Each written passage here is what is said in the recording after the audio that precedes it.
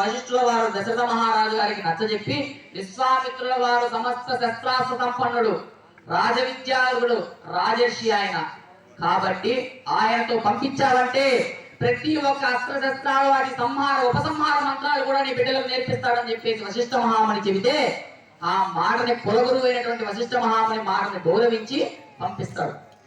పంపించిన పిదప నేరుగా అక్కడికి వచ్చేసిన తర్వాత యాగాన్ని సంరక్షించి కొంతకాలం అలాగే గడిచిన తర్వాత యాగం పరిపూర్ణంగా చేసిన తర్వాత నారద మహాముని మిథిలా నగరానికి వస్తాడు. మిథిలా నగరానికి నారద మహాముని వచ్చినప్పుడు ఆ మిథిలా నగరంలో చెరికత్తడితో కలిసి పూబంతులాగా ఆడుకుంటుంటుంది ఆ యొక్క సీతాదేవి. పూబంతి నేరుగా వెళ్లి పూజా మందిరంలో ఉన్నటువంటి శివధనస్సు కిందకి వెళ్తుంది. అహం మంజూష, ఆ యొక్క మంజూష ఎటువంటి ఆ యొక్క పెట్టె, మంజూషం అంటే పెట్టె, ఆ పెట్టె ఎంత బరువుగా ఉంటుందంటే 36,000 మంది సైనికులు కూడా కలపలేనటువంటి బరువుతో ఉంటుంది ఆ మంజూష, ఆ శివధనస్సు కలిగిన మంజూష. చిటికెన వేలితో వెళ్ళి అలా తోసేసి ఆ పూవంతిని తెస్తుంది. అది సీతాదేవి యొక్క ప్రధాన చెలికత్తు చూస్తుంది. చూసి అప్పుడు జనక మహారాజు గారి దగ్గరికి చెప్తుంది, జనక మహారాజా ఈ విధంగా మీ అమ్మాయి ఎవరో కదలపలేనటువంటి శివధనస్సుని అలా కదిపేసిందని చెప్పేసి చెప్తుంది. ఆ చెప్పిన పిమ్మటే వెంటనే ఇలా జరిగిందా అని చెప్పేసి నేరుగా అన్ని నాగమహాముని పిలిపించి అన్ని లోకాలకి చాటింపు వేయిస్తాడు. మా అమ్మాయి ఈ విధంగా శివధనస్సుని చిటికిన వేలుతో జరిపింది. ఎవరైతే శివధనస్సుని ఎక్కువ పెడతారో వాళ్ళకి నా కుమార్తెనిచ్చి వివాహం చేయిస్తానని చెప్పేసి అన్ని లోకాలకి తీసుకువెళ్ళి చాటింపు వేయించండి అని చెప్పేసి చెప్తాడు.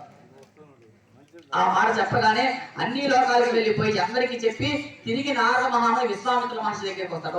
ఓ విశ్వామిత్ర మహర్షి, ఈ విధంగా జనక మహారాజు గారు ఈ విధంగా చాటింపు వేయించాడు, ఎవరైనా శివధనస్సుని ఎక్కువ పెట్టి వాళ్ళకి నా కుమార్తెనిచ్చి వివాహం చేస్తాడంట అని చెప్పేసి చెప్తాడు. నేరుగా వచ్చేసి శివధనస్సు రామచంద్రమూర్తిని వెంట పెట్టుకుని లక్ష్మణస్వామి వారిని వెంట పెట్టుకుని నేరుగా వెళ్ళిపోతాడు మిథిలా నగరానికి. ఎందరో సుర, యక్ష, కిన్నెర, కింపురుష, గరుడ, గంధర్వ, సిద్ధ, సాధ్య, విఖ్యాతమైన సమస్త దేవతలు వస్తారు శివధనస్సును ఎక్కువ పెట్టడానికి. ఎవ్వరూ కూడా ఎక్కువ పెట్టలేరు.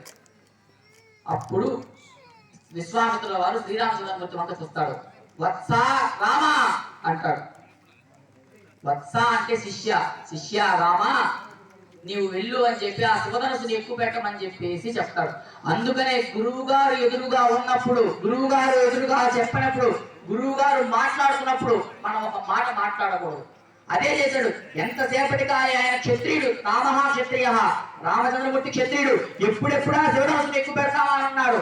కానీ గురువు గారు చెప్పకుండా శివధనస్సును ఎక్కువ పెట్టడానికి వెళ్తే ఎక్కడ సీత కోసం వెళ్ళాడని అనుకుంటాడేమో అని చెప్పేసి గురువు గారు ఆయన మాత్రం అలాగే ఉన్నాడు. వత్స రామ శివధనస్సును ఎక్కువ పెట్టని చెప్పేసి చెప్తాడు.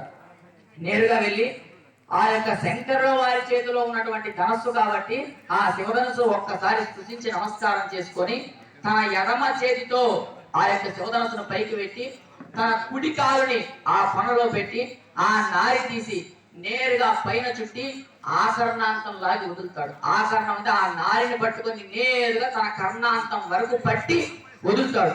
ఎప్పుడైతే ఆకర్ణాంతం లాగి వదిలాడో పెళ్ళ ధ్వనులు చేస్తూ ఆ యొక్క శివధనస్సు విరిగిపోతుంది. కేవలం చూసిన వారు నలుగురు. ఒకరు విశ్వామిత్ర మహర్షి, ఇంకొకరు జనక మహారాజు, రామచంద్రమూర్తి, లక్ష్మణస్వామి. వీళ్ళు నలుగురు తక్క మిగిలిన వాళ్ళందరూ మూర్ఛలి పడిపోతారు. మూర్ఛపడి పడిపోతే అప్పుడు చెప్తాడు దశరథ జనక మహారాజు గారు నేరుగా వచ్చి సీతమ్మ వారు వరమాల స్వామివారి మెల్లో వెయ్యంగానే జనక మహారాజు గారు వస్తాడు. అయ్యా రామ, మా అమ్మాయిని మెల్లో వరమాల వేసింది, అమ్మాయిని స్వీకరించని చెప్తాడు. రామచంద్రమూర్తి ఎంతటి గుణోపేతుడంటే ఆయన చెప్తాడు, ఓ జనక రాజేంద్ర, నీ కుమార్తెను వివాహం చేసుకోవడానికి నేను ఈ శివధనస్సును ఎక్కువ పెట్టలేదు. మా గురువు గారి యొక్క ఆజ్ఞ కోసంగా నేను శివధనస్సును ఎక్కువ పెట్టాను. కాబట్టి ఆ శివధనస్సుని అందుకోసం దశరథ మహారాజు గారు మా తండ్రి గారు ఆయన దగ్గరికి వివాహం గురించి మాట్లాడమంటే వచ్చి ఘనంగా వివాహం గురించి మాట్లాడి దశరథ మహారాజు గారికి చెప్పి, అయ్యా ఈ విధంగా మీ కుమారుడు శివధనస్సును ఎక్కువ పెట్టాడయ్యా, మీ కుమారుడిని మా అమ్మాయి నుంచి వివాహం చేద్దామని చెప్పేసి చెప్పామయ్యా అని చెప్పేసి ఘనంగా వివాహ వేడుకలు ప్రారంభించేసి మొత్తం ఘనంగా చేసేస్తాడు. అప్పుడు జనక మహారాజు గారు వివాహ వేడుకలు సమీపిస్తున్నాయని చెప్పేసి వివాహం గురించి అంతా మాట్లాడి ఒక రత్నాలతో, వజ్రాలతో, వైడూర్యాలతో పొదగబడిన దివ్య బాసికాన్ని సీతారామస్వామి వారికి తెప్పిస్తాడు. ఇప్పుడు ఆ బాసిక ధారణ శ్రీరామచంద్రమూర్తికి, సీతాదేవికి జరుగుతున్నది.